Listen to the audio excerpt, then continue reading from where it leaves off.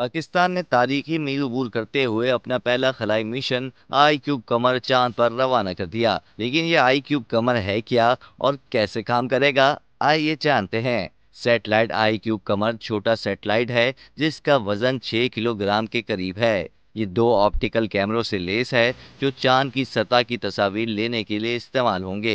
इसमें 12 वॉट की बैटरी है जो शमसी तवानाई के जरिए सैटेलाइट को चलाती रहेगी और 3 माह तक ये खला में मौसमियाती तब्दीलियों के साथ साथ चांद की तस्वीर मरकज यानी इंस्टीट्यूट ऑफ स्पेस टेक्नोलॉजी को भेजता रहेगा।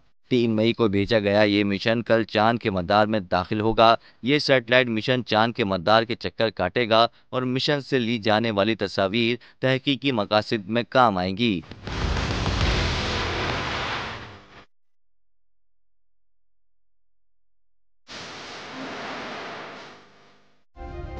सब्सक्राइब करें और बेल दबाएं ताकि कोई खबर रह न जाए।